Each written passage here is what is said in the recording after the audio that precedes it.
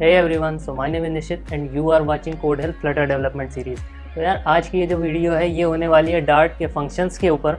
आ जाओ शुरू करते हैं।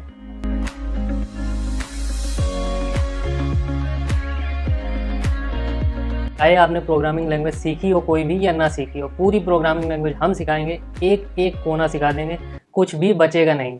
तो आज प्रोग्रामिंग लैंग्वेज के फंक्शंस के बारे में बात करेंगे। हर तरह के फंक्शंस हम इस वीडियो में देखेंगे, उसके बाद किसी भी तरह के फंक्शंस पेंडिंग नहीं रहेंगे। तो इसी के साथ आ जाते हैं अपनी कंप्यूटर स्क्रीन पे और शुरू करते हैं। तो यहाँ पर आप देख रहे होगे ये डार्ट पैड है। डार्ट पैड डॉट डेव में आप जाओगे तो आपको इस तरह की कुछ विंडो मिलेगी। अब इसमें क्या करना है आपको, मैं जो जो फंक्शन बना के आपको बता रहा हूँ, आप वीडियो को उस जगह पर पॉज करना, उसके बाद आप दूसरे टैब में जाके डार्ट पैड खोलना, उस फंक्शन को तुरंत के तुरंत आप ट्राई करके देख लेना रन करके। इससे क्या होगा, एक अंडरस्टैंडिंग तुरंत बन जाएगी, तो वो आपको बाद में बहुत हेल्प करेगी जब आप प्रैक्टिस करोगे। तो अब इसके साथ शुरू करते हैं हम लोग। देखो, हम मानते हैं कि अभी बहुत सारे लोगों को कुछ भी पता नहीं होगा कि इंटीजर क्या होता है और स्ट्रिंग क्या होती है, कैसे होता है। तो देखो भाई, कुछ डेटा टाइप्स होते हैं हमारे पास, हालांकि वो सारी चीज़ें हम अगली वीडियो में, आने वाली वीडियो में कवर करेंगे। फिर भी हम अभी थोड़ा सा आइडिया आपको दे देते हैं कि ये जो नंबर होते हैं 1 2 3 4, ये सारी चीज़ें डिपेंड करती हैं कि हम किस तरह के वेरिएबल में उसे स्टोर कर रहे हैं। तो हम स्टोर करेंगे इनको इंटीजर में।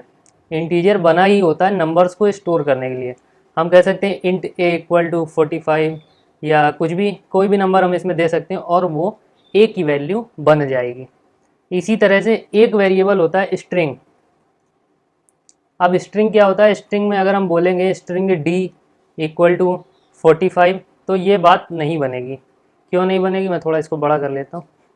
तो ये बात क्यों नहीं बनेगी, क्योंकि ये कोई स्ट्रिंग वैल्यू है ही नहीं। ये जो वैल्यू है ये है इंटीजर की वैल्यू। स्ट्रिंग में आते हैं हमारे जो भी हम लोग, जैसे हम बोल देंगे कि फ्लो लिख दिया हमने, इन्वर्टेड कॉमा में हमें इसको देना पड़ेगा, ये स्ट्रिंग होती है। हम चाहेंगे तो 45 भी हम लिख सकते हैं इन्वर्टेड कॉमा के अंदर, लेकिन ये 45 एक नंबर नहीं है।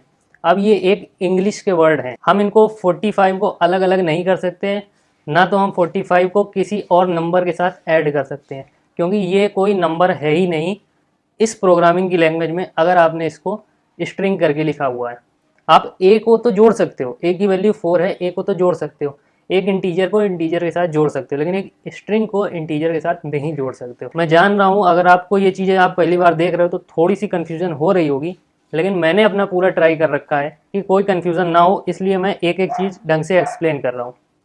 तो ये हो गई इंटीजर और स्ट्रिंग। इसी तरह से एक वैल्यू होती है डबल बी इक्वल टू।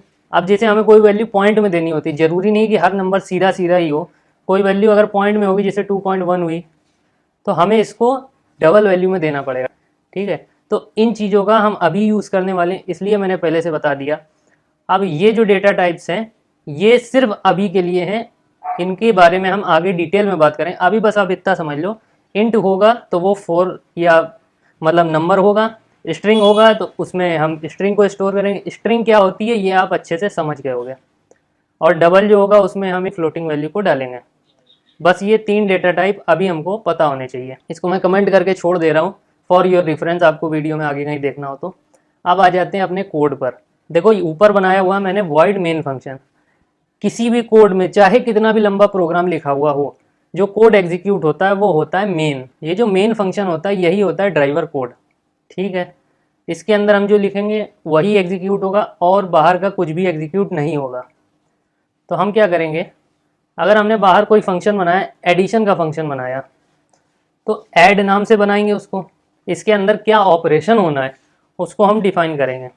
अब जैसे मैंने बोल दिया कि ये प्रिंट करेगा, एक प्रिंट फंक्शन प्री डिफाइंड होता है, प्रिंट करेगा। क्या प्रिंट करेगा ये, तो मैंने बोल दिया कुछ नहीं, बस ये प्रिंट कर देगा, एडिशन को प्रिंट कर देगा। सिर्फ ये लिख के आएगा एडिशन, और ये कुछ भी नहीं करेगा।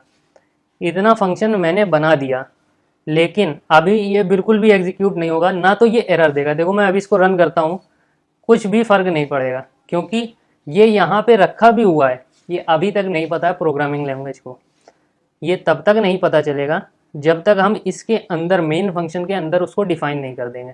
मेन फंक्शन के अंदर हम लिखेंगे ऐड और ब्रैकेट लगा देंगे, अब इसे पता चल गया कि ये ऐड जो है ये एक फंक्शन है, कहीं बाहर रखा हुआ होगा, उसे हमें कॉल करना है। तो देखिए ये एडिशन लिख करके आ गया। अब आप लोग बहुत लोग सोचेंगे कि यहाँ पे मैंने तो देखा था कि कहीं पे टाइप भी दिया जाता है, बिना टाइप के रन नहीं करेगा। तो भाई बिना टाइप के भी रन करता है। इस फंक्शन का टाइप देखो आप, डायनेमिक टाइप है। अब ये डायनेमिक क्या होता है ये भी आगे पता चलेगा, सब चीज़ें धीमे धीमे पता चलती रहेंगी। अब वैल्यू देना स्टार्ट करते हैं। इंट आपको पता क्या होता है, तो हम इंटीजर टाइप की वैल्यू देंगे। तो यहाँ हम वैल्यू लिख देते हैं, मान लीजिए हमने लिख दिया 3,5, हमने 2 वैल्यू दे दी। अब जब 2 वैल्यू हमने दे दी हैं तो यहाँ पे हमने लिखा इंट ए और इंट बी। तो ये देखिए यहाँ पर जैसे मैंने ए में 4 डाला हुआ था, ठीक वही काम कर रहा है। ऐड फंक्शन को काम कॉल किया, कॉल करने के बाद एक वैल्यू 3 दे दी, एक वैल्यू 5 दे दी। तो जो 3 वैल्यू होगी वो जाएगी ए के अंदर, मतलब अब ए की वैल्यू 3 हो गई है, अब ए खाली नहीं रहा। और जो 5 है उसकी वैल्यू जाएगी बी के अंदर, मतलब अब हम कहीं पे भी बी लिखेंगे उसका मतलब 5 होगा। ठीक है, अब हमें इसे यूज़ करना है अंदर। तो देखो जैसे हम प्रिंट कर रहे थे एडिशन लिख करके, हम प्रिंट ये भी कर सकते हैं, ए प्लस बी हमने कर दिया।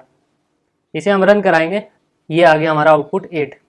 अब देखो अगर आपको ये सारी चीज़ें पहली बार आप देख रहे हो तो इस वीडियो को अभी पॉज करो और जा कर के करो। लेकिन अगर आप ये चीज़ें जानते हो तो बने रहो वीडियो में, थोड़ा आगे चलो उसके बाद करना। अब देखो यहाँ पर मैंने क्या बनाया हुआ है, एक मैनेजर फंक्शन बनाया है और उसे कॉल किया है। मान लो किसी कंपनी का कोई मैनेजर है, हमें उसको कोई ऑर्डर देना है, तो उस मैनेजर को हमने कॉल किया अपने फ़ोन से। फ़ोन करके हम बोलेंगे क्या, जो हमें ऑर्डर देना होगा। ठीक है, और जब हम उसे ऑर्डर देंगे वो ऑर्डर को रिसीव करेगा, वही काम उसके अंदर जो फैक्ट्री चल रही होगी, जिस फैक्ट्री का वो मैनेजर है, वहाँ पे वो टास्क परफॉर्म हो जाएगा। ठीक है भाई, कोई दिक्कत नहीं है, हम इसको पहले करके देखते हैं। तो हमने दे दिया, क्या दिया, हमने एक वैल्यू दी 5 और एक वैल्यू दी, मान लीजिए हमें ऑर्डर देना है, वो किसी क्लोथिंग फैक्ट्री का था, तो हमें ऑर्डर देना 5 पीस पैंट्स चाहिए।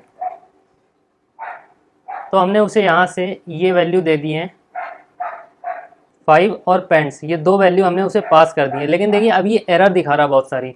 एरर क्या दिखा रहा है, हमने यहाँ से ऑर्डर तो दे रहे हैं मगर वो मैनेजर ऑर्डर लेने को बैठा ही नहीं है। तो हमें क्या करना पड़ेगा, अब यहाँ पे हमको डिफाइन करना पड़ेगा कि वो जो वैल्यूज़ आ रही हैं वो हमें कहाँ स्टोर कर दी। तो पहली जो 5 आ रही है उसे हमें स्टोर करना है क्वांटिटी में, हमने बना दिया क्वांटिटी। और जो दूसरी वैल्यू आ रही है वो कोई प्रोडक्ट बताया जा रहा है। ठीक है, तो हम इसको स्टोर कर देते हैं एक प्रोडक्ट के तौर पे। तो प्रोडक्ट होगा स्ट्रिंग टाइप का, इसका नाम हम दे देते हैं आइटम। एक स्ट्रिंग टाइप का हमें आइटम मिलेगा और एक क्वांटिटी टाइप का हमें वैल्यू मिलेगी। 5 पैंट प्रिंट करनी है, स्ट्रिंग और इंटीजर यहाँ पे हमने वैल्यू ले ली है। अब इस फैक्ट्री के अंदर परफॉर्म करना है। मान लीजिए वो बन तो गई होंगी, अब हमें क्या करना है, हमें प्रिंट करना है कि आपका मटेरियल रेडी है, क्या बना है वो ऑर्डर हमें प्रिंट करना है। तो अब हम इसमें प्रिंट करेंगे। अब देखो जब हमें इसकी वैल्यू प्रिंट करनी होगी, हमें जब 5 प्रिंट करना होगा तो हम क्वांटिटी कीवर्ड का यूज़ करेंगे, क्योंकि जो 5 वैल्यू है वो क्वांटिटी के अंदर है। डार्ट प्रोग्रामिंग लैंग्वेज में हम यूज़ करते हैं डॉलर साइन का, हम लिखेंगे $QNTY। तो ये क्वांटिटी, ये डॉलर क्वांटिटी की जगह वो प्रिंट होगा 5। डॉलर से ये पता चल रहा है कि हमें क्वांटिटी नहीं लिखना है, क्वांटिटी के अंदर जो वैल्यू है वो प्रिंट करनी है। ठीक है, ये हो गया 5 पीस ऑफ, क्या हमने बनाए हुए हैं, पैंट्स। पैंट्स किस में है, स्ट्रिंग में। तो 5 piece of dollar item is ready, 5 piece of item is ready. Line ख़त्म करते हैं, यहाँ पे हम लगाते हैं सेमी कॉलन। थोड़ा सा फॉर्मेट कर देता हूँ ताकि आपको समझ में ज़्यादा आ जाएगा। देखिए आप स्टेटमेंट हम कैसा दे रहे हैं, quantity piece of item is ready. वहाँ पे क्या पता चलेगा आपको, 5 piece of pants is ready, sorry R लिखना चाहिए था यहाँ पर, चलो 5 piece of pants is ready, तो इसे आर कर देता हूँ। मान लीजिए हम एक सीक्वेंस में दे रहे हैं, अब हमें ये जो पीस है ना ये भी हमें चेंज करना है। हमें पीस पता नहीं है क्या है, कोई यूनिट हम इनपुट कराएंगे, वही यूनिट उतने यूनिट के हिसाब से, मान लीजिए अभी हम पैंट्स की बात कर रहे हैं तो पीस में, फिर हम आगे शुगर की बात करेंगे तो वो किलो में होगी, तो हम वो चीज़ इनपुट कराएंगे। तो उसके लिए हम एक और स्ट्रिंग बना देंगे यहाँ पे, थोड़ा सा कॉम्प्लिकेटेड होता जा रहा है पर समझना ये ज़रूरी है। एक स्ट्रिंग बना देंगे हम यूनिट नाम की, तो यहाँ का मैटर सॉल्व हो गया है। अब हमें बस इनपुट लेना। देखिए यहाँ से सिर्फ 2 ही इनपुट दिए हैं और यहाँ पे 3 इनपुट हो गए हैं। क्वांटिटी है हमारे पास और आइटम है हमारे पास, लेकिन हमारे पास यूनिट नहीं है। अब यूनिट हमने यहाँ पे मेंशन किया है, तो अगर हम इसको रन करेंगे तब क्या होगा, देखिए कितनी सारी एरर आ गई। एरर सिर्फ इस वजह से है क्योंकि यहाँ पे वेरिएबल चाहिए थे 3, भेजे थे हमने 2, तो हमें तीसरा भेजना पड़ेगा। अब मान लीजिए पहले अगर हमें देखो, हमें पता है कि यहाँ पे हमको यूनिट देनी है, तो हम यूनिट दे देंगे कि भाई यूनिट जो है वो होने वाली है पीस में। तो हमने एक स्ट्रिंग पास कर दी भाई, ये पीस के हिसाब से होगा। अब रन करेंगे तो स्टेटमेंट हमारा एकदम सही प्रिंट होगा, बट अभी भी कुछ समस्याएं हैं इसमें। देखिए अभी 5 pieces of pants are ready, ठीक है। मान लीजिए हमने यहाँ पे 5 दे दिया और यहाँ पे स्ट्रिंग दे दी। अब दिक्कत यहाँ पर ये आएगी कि वो क्वांटिटी में मांग रहा है इंटीजर, हम उसे दे रहे हैं स्ट्रिंग, तो ये स्टेटमेंट हो जाएगा गलत।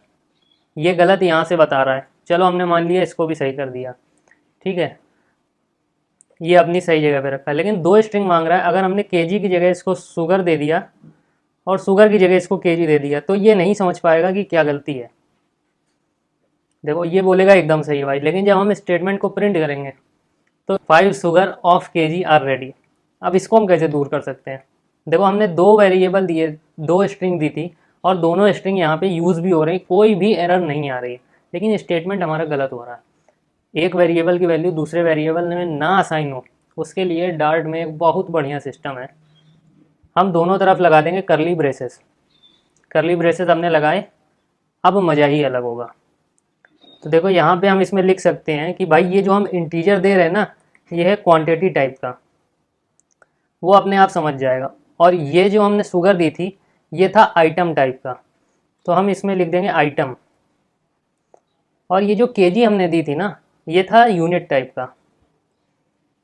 ये बिल्कुल इसी तरह से हो गया कि आपको अगर सामान लेना है तो पहले आपने यहाँ से फॉर्म ले लिया, उस फॉर्म में डिटेल भर दी, कितना आइटम क्या चाहिए, किस तरीके से चाहिए। तो यहाँ पे हमने बता दिया हमें जो क्वांटिटी चाहिए वो है 5, जो आइटम चाहिए वो है शुगर, जो यूनिट चाहिए वो है केजी।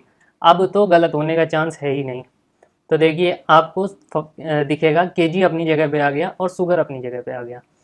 इसी तरह से हम इसे यूज़ कर सकते हैं। लेकिन अगर आप सोचो कि हम सीधे कर दें क्वांटिटी और ये, तो देखो आप क्या दिक्कत आएगी। जब अगर हमने इसमें ब्रेसेस नहीं लगाए होंगे तो उसे पता ही नहीं होगा कि ये भी कोई चीज़ होती है, क्वांटिटी, आइटम और यूनिट। तो इसके बाद हम आते हैं एक अलग तरह के फंक्शन में। हम उसको ज़्यादा इलेबोरेट नहीं करते, थोड़ा सा बात कर लेते हैं उस बारे में। एक बटन है, उसकी property on tap. On tap के अंदर हमें क्या करना है, जब टैप होगी बटन तब क्या होगा। तो हम इसके अंदर ये कोई फंक्शन भी हमने अलग से जो बना के रखा उसको भी कॉल कर सकते हैं कि भाई जब टैप हो तब इस प्रॉपर्टी को तुम फॉलो कर लेना। लेकिन ज़रूरी नहीं है कि हम ऐसा करें। अगर वो चीज़ हमें एक ही बार यूज़ करनी है तो हम उसी में काम करेंगे। तो हम उस फंक्शन को कुछ इस तरह से डिफ़ाइन करेंगे। ये होता है एनोनिमस फंक्शन। हमें इसमें कोई भी नाम की ज़रूरत नहीं, कोई अलग से डिक्लेयर करने की ज़रूरत नहीं है। हमने इसको इनलाइन ही डिक्लेयर कर दिया। और ये सिर्फ फ्लटर में नहीं है, ये ऐसा ही नहीं है कि जब आप यूआई बना रहे होंगे या कुछ फंक्शनलिटी डाल रहे होंगे तब यूज़ हो। आप यहाँ पे देख सकते हो ये तब भी यूज़ होता है आपको जब कोई भी प्रोग्रामिंग करनी हो। जब आप एल्गोरिदम या कुछ बनाओगे तब आपको इस चीज़ का पता लगा। अब चलो अपने फंक्शन वाली वीडियो को लेके चलते हैं एकदम आखिरी की तरफ, और एक लास्ट पॉइंट जो छूट रहा है उसे डिस्कस कर लेते हैं।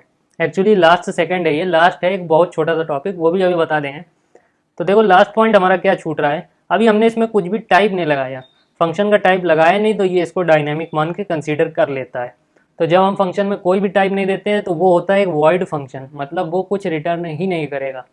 देखो अगर हम चाहते हैं कि जो स्टेटमेंट यहाँ पर बन रहा है वो स्टेटमेंट हमें यहाँ पर मिल जाए, हम अगर ऐसा करके कुछ देखते हैं कि एक स्ट्रिंग बनाते हैं जिसमें हम स्टोर कर लेते हैं, स्ट्रिंग का नाम दे देते हैं स्टेटमेंट, और इक्वल टू हम इस फंक्शन को कॉल कर लेते हैं। तो देखिए ये इसको गलत बताएगा स्टेटमेंट को, क्योंकि स्टेटमेंट के बाद आपने फंक्शन को तो कॉल किया लेकिन इसमें कुछ आया ही नहीं। जब आया ही नहीं तो उसको आप प्रिंट कैसे कराओगे। हमने नीचे एक प्रिंट स्टेटमेंट लिखा, उसमें हमने बोला भाई स्टेटमेंट को प्रिंट कर दो। कैसे प्रिंट करेगा वो, कुछ आएगा ही नहीं प्रिंटिंग में। अभी ये जो लाइन है बस यही प्रिंट हो जाएगी। इसके लिए हमें एक चीज़ करनी पड़ेगी, हमें इसको बनाना पड़ेगा स्ट्रिंग टाइप का। ये जो फंक्शन है ये स्ट्रिंग टाइप का फंक्शन होगा। अब जब हमने स्ट्रिंग टाइप का फंक्शन बना दिया है तो हमें इसे रिटर्न भी करना पड़ेगा। वैल्यू आ जाएगी स्टेटमेंट में, स्टेटमेंट को रिटर्न कर दिया जाएगा यहाँ पे। अब ये जो पूरा मैनेजर फंक्शन यहाँ कॉल हुआ था ना, ये जो पूरा यहाँ पर मैनेजर फंक्शन कॉल हुआ था ना, इसकी जगह पे सिर्फ एक लाइन बन के आ जाएगी। पूरा ये प्रोग्राम एग्जीक्यूट होने के बाद इसकी एक लाइन बन के आ जाएगी, और लाइन होगी वो लाइन को यहाँ पे हम स्टेटमेंट के अंदर स्टोर हो जाएगी वो। फिर जब हम प्रिंट करेंगे ना तो बस एक ही बार प्रिंट होगा, वो भी ये स्टेटमेंट, क्योंकि पिछली बार तो प्रिंट हुआ था नल, अब की बार देखो कोई नल नहीं आएगा। तो यही होता है फ़ायदा इसका, जब हम किसी फंक्शन को डिक्लेयर करते हैं तो वो कुछ मिसबिहेव ना कर जाए, उसके लिए हम उस पर टाइप को भी देते हैं कि ये जो फंक्शन है किस तरह की वैल्यू को रिटर्न करने वाला होता है। अगर हमें सिंपल प्रिंट कर देना है तो कोई दिक्कत नहीं भाई, प्रिंट कर देना है, हमें उस फंक्शन से वापसी में कुछ चाहिए ही नहीं। जब चाहिए नहीं तो वॉइड टाइप का उसको हो जाने दो, चाहे हम वॉइड लगाएं या ना लगाएं कोई फ़र्क नहीं पड़ता है। लेकिन अगर हमें इन रिटर्न कुछ चाहिए तो हमें नीचे से उसको रिटर्न करना पड़ेगा इस तरह के स्टेटमेंट से, और जो चीज़ हम रिटर्न करने वाले हैं वो किस टाइप की है, उसका डेटा टाइप क्या है, वो हमें यहाँ पे फंक्शन का डेटा टाइप बनाना पड़ेगा। तो इस तरीके से हम किसी भी फंक्शन से कुछ प्रोग्राम एग्जीक्यूट करा के वैल्यू ले सकते हैं। अब हमें जो लास्ट चीज़ देखनी है वो होती है एक एरो फंक्शन। तो उसके लिए मैं ये सब हटा देता हूँ और ये सब हटा देता हूँ। तो यहाँ पर हमने लिखा है इंट ऐड, ये एक फंक्शन है, पर जब हम यहाँ पे वो लगाते थे ना ब्रैकेट, तो उसकी बजाय हम एक इसको रिप्लेस कर रहे हैं सिर्फ एक एरो से। तो एरो से रिप्लेस करके क्या फ़ायदा होगा कि ये सिर्फ एक ही लाइन को एग्जीक्यूट करेगा और बाकी दूसरी लाइन्स को एग्जीक्यूट नहीं करेगा। अब इस फंक्शन से हम क्या करा सकते हैं, देखो हम इसको ऊपर कॉल करते हैं ऐड फंक्शन को, और इसके अंदर हम दो वेरिएबल को पास कर देते हैं। वेरिएबल में हम क्या देते हैं, हम दे देते हैं 2 और एक वेरिएबल दे देते हैं हम 4। दोनों को ऐड करना हमें इस प्रोग्राम के अंदर। हम क्या करेंगे, बस लिख देंगे a+b, ये हमारा स्टेटमेंट हो गया, और इसके अंदर हम वो वैल्यू ले लेंगे। काम ये भी बिल्कुल वैसे ही करता है, कोई फ़र्क नहीं है इसमें। फ़र्क जो छोटा सा है वो अभी आपको बता देते हैं। ये देखिए ये बिल्कुल वैसे ही काम करेगा, a और b को ऐड करेगा, वो वैल्यू यहाँ पे आ जाएगी अपने आप। अब देखिए फ़ायदा कितना बड़ा है, हमें यहाँ पे कोई भी स्टेटमेंट नहीं लिखना पड़ा, कोई भी रिटर्न टाइप नहीं देना पड़ा। वैसे हम इसको किसी तीसरी वैल्यू में स्टोर करते, उसको हम रिटर्न करते जाके, लेकिन यहाँ पे नहीं करना पड़ा। क्यों, ये ऑटोमेटिक यहाँ से कॉल होके रिटर्न होके वो वापस वहाँ पे आ गया। तो अब हम इसको स्टोर कर सकते हैं किसी वैल्यू में। सम में हमने इसको सम वेरिएबल में स्टोर कर दिया, और अब हम नीचे जाके प्रिंट कर सकते हैं सम को। ये हमने सम को प्रिंट कर दिया।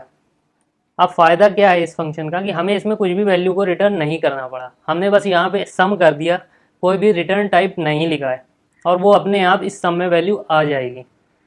पर एक डिसएडवांटेज भी है इसका, इसे हम तभी यूज़ करते हैं जब हमें सिर्फ एक ही फंक्शन बनाना होता है। हम इसे ज़्यादा फंक्शंस के लिए नहीं बना सकते। ये देखिए 6 आ गया यहाँ पे सम होके, मतलब अगर हमने एक लाइन में लिखा a+b और दूसरी लाइन में हम लिखे a×b, तो ये नहीं मानेगा, क्योंकि इसको चाहिए होता सिर्फ एक ही लाइन और दूसरी लाइन नहीं चलेगी। एरो फंक्शन में हम सिर्फ एक लाइन को एग्जीक्यूट कर सकते हैं। तो आज की इस वाली वीडियो में बस इतना ही, मिलते हैं अगली वीडियो में, तब तक के लिए गुड बाय।